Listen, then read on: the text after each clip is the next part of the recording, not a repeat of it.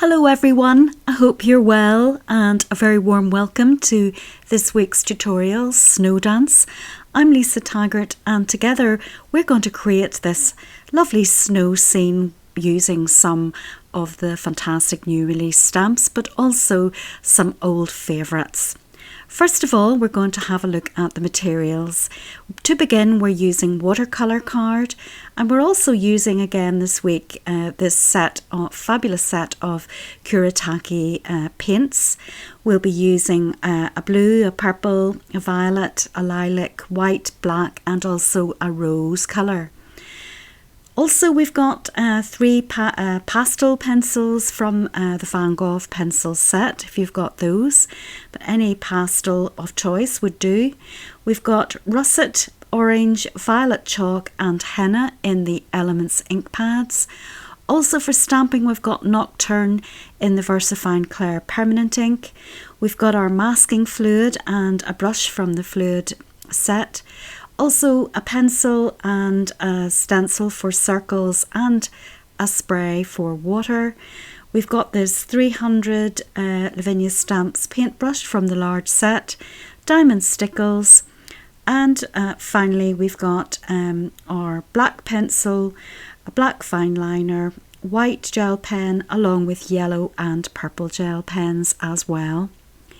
Moving on then to the stamps for this week's project, we've got this absolutely delightful stamp called Christmas Joy, the beautiful Eve, the elm, a small tree, fern leaf and basil and baby, which is a little set. So if you want to convert all of those into something that looks a little like this, just keep on watching. So background is 8 by 6 inches of watercolour card, and I'm taking the circle template to really create a little circle for the sunset. And I'm going to take the masking fluid and really just fill in that circle, which is just above the halfway mark to the right hand side of the page. It's now dry, and that means that we can spray the page with water and also take our brush and spread that out across the card. We're going to be using these lovely watercolour paints. The first colour is called Orlean, which is an unusual name, and it's a nice yellow colour. And I'm just spreading the colours out in broad lines across the card. So we're starting off with this yellow tone and we're painting right across the sun, and it's strongest where it begins and then fades out towards the top. Next up we're using lilac, and we're just mixing that in with the yellow, and we're going to build that lilac colour up. And don't be like me and mix your paints in the palette. I'm very naughty, don't do that. So we're just going to continue on building that up until the colour becomes a little bit brighter. Now this set does come with a mixing tray, and I'm so impatient I rarely use it, so there is a tray if you would prefer to do that. I'm then taking this purple colour, which is next to the lilac, and drawing that across the top of the card and just deepening that up. Also then Rose Madden is next, and we're just going to put a line of that in at the bottom of the sun to give that sunset effect. And I'm washing my brush in between. Now this next mix I am using the tray for, and I'm taking a colour called Ultramarine Pale along with Imperial Violet, mixing that together, and then I'm adding a little bit of black to create this greyish pale lilac colour. And I'm just going to sweep that across, and that is the far hill on the horizon, which is a little bit darker, so it's like dark snow, a bank of dark snow. And now I'm watering my brush and removing most of the pigment, and I'm just sweeping it, what's left on my brush, across the bottom of the page. Now I want this to remain damp, this paint. I don't want to dry it off just yet, and I'm just adding another line of that Rose Madden colour because I felt it was a little bit lost there. So this is what you can do. If it's not dark enough, you can go back and add some more. I think I'll also go back to the lilac and sweep some of that onto the page to brighten up the top section. And when you're happy with it, it looks a little like that. Now, as I say, it's still damp, and I'm taking my russet orange and my henna in the elements. And I've got a bit of torn copy paper for masking off my foreground. And this lovely fern stamp I sometimes use as a tree. And what I'm doing is I'm first of all dipping it into henna and then onto russet orange, and I'm mixing the two colours on the stamp. And then when this water reactive ink is stamped on top of the damp paints, they bleed and feather into the background, and that's what I'm looking for. I'm looking for that feathered bleed effect so that it looks as though the sun is shining through the foliage. Now, why dip the stamps into two colours? And the reason for that is that I was looking for a very particular colour, and the henna on its own was too dark and the russet orange was too bright, but mixing them together on the stamp gives the perfect combination. And there you can see I'm doing that now with the smaller tree stamp, and what I'm doing is creating a variety of shapes and heights. And when you're happy with that, move on to the foreground. And what I've got is this beautiful new stamp, which is really very pretty indeed. And I'm spraying off the foreground just to create that dampness that I require. And I'm going to take the stamp, and this time violet chalk in the elements, and I'm going to stamp this in place. First of all, I'm going to take the copy paper to mask off the bottom of the trunk because I want it nestled into the snow, and I also want the bottom of it to bleed and give that nice watercolour effect. And the good thing about a stamp that has this shape is that you can create perspective by gradually stamping it at different places along the top. And as you can see there, that gives the impression of trees going off into the distance. I'm drying that off, and I'm taking the shadow colour that I created before. I've put some there against the bank to darken it up, and now I'm using it to create some dark shadowed areas underneath the little trees.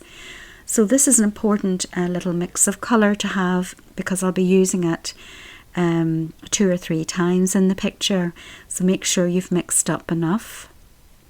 And all I'm doing is blending that in underneath the trees just to create that shadowy effect. I've also overstamped the bottom of the first tree, which I'll show you close up in a minute or two, adding in again some rose madder to brighten up the sun, and also then rubbing that off with a baby wipe. And now I'm removing the masking fluid altogether to reveal the sun.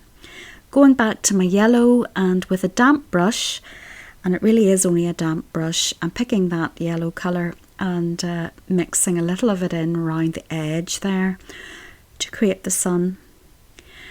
And now the second tree, I'm reintroducing the definition of the stamp again, and it's nice to have the combination of the blurred tree and then the fine detail on top. Now we're going to Eve this lovely new stamp, and I'm making it up in VersaFine Claire Nocturne, and this is going to be our focal image, or one of them. I'm plopping it down now. If I was to do this again, I'd put her slightly forward, as she looks as if she's nearly going to tip over. So just be careful when you stamp her that you stamp her to one as if she's going to the right hand side rather than moving backwards. Now next up, I'm taking one of the little mouse stamp, and this is the one with the flute, who's having a lovely little time, and stamping him in the foreground at the same level as the feet for the fairy. so they're roughly on the same track. Next up, I'm swapping over to the other little mouse, and this time this little mouse has a lantern like Eve the fairy. And again, I'm stamping up on the same, roughly the same line as the other two images. And there we are. Next, I'm going back to the shadow colour that we've previously mixed, and I'm going just to take this and do freehand shadows underneath. And I'm really making this up. If you're not confident doing shadows, you could use your pastel pencil instead of the paint, but I'm too impatient and I usually try to wing it and hope for the best. But you roughly, it's not a perfect shadow, it's just an indication of darkness in the broad shape of the figures moving slightly across the snow from the direction of the sun.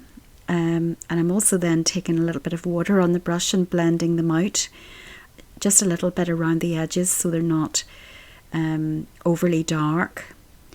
And there you are. Next, I'm taking the violet chalk again, and I thought I would add some more trees to the background.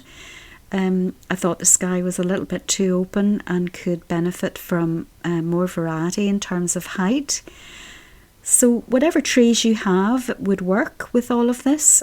A nice combination of trees, so long as it shows different textures and a little bit of a forest effect. So I think I add one more at the left hand side, yes. There we are, and I was happy with that. Now, off camera I started adding some snow to the trees, and this is the colour Ultramarine Pale, again the pale blue along with some white. And I'm really just taking the edge of the same brush and lightly dabbing it in the direction of some of the branches, and I'm confining this to the bottom of the trees, so it's really where it's snowed in the past, and this is perhaps melting snow. I'm also taking now my pastel pencils, and I just have three colours. I've got a creamy pale yellow, adding that into the snows for some reflection, and I'm also then going to fill the little lantern with some opacity, I suppose, so it doesn't the background doesn't interfere with it, and it brings it more to the fore. And taking the white and adding a little bit of a glow on the outside of the lantern, and you can fade that out with your fingers or with an applicator. Now the gel pen in white, I'm just adding a dab of light for the centre of the lantern and a few little highlights here and there. Also then the yellow, I'm going to draw a broad circle around the white, just to add an extra glow in the inside of the lantern. And that's that. And I do a similar thing to the little mouse's lantern, just to glow that up a little bit.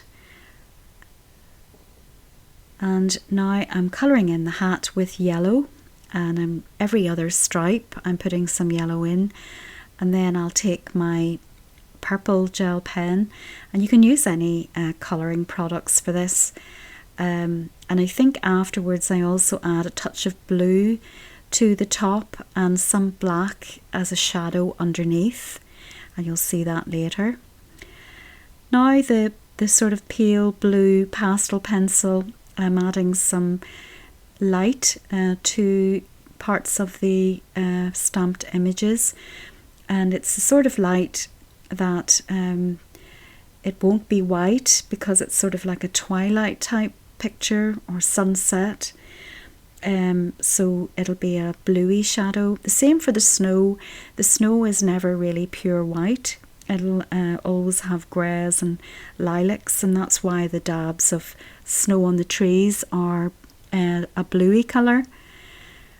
And now we're dealing with the light from the lanterns, so I've added a little bit of yellow gel pen. A Posca pen would do the same job here, just along the edge of where the lantern light might touch the little fairy's legs and chest and arms, etc.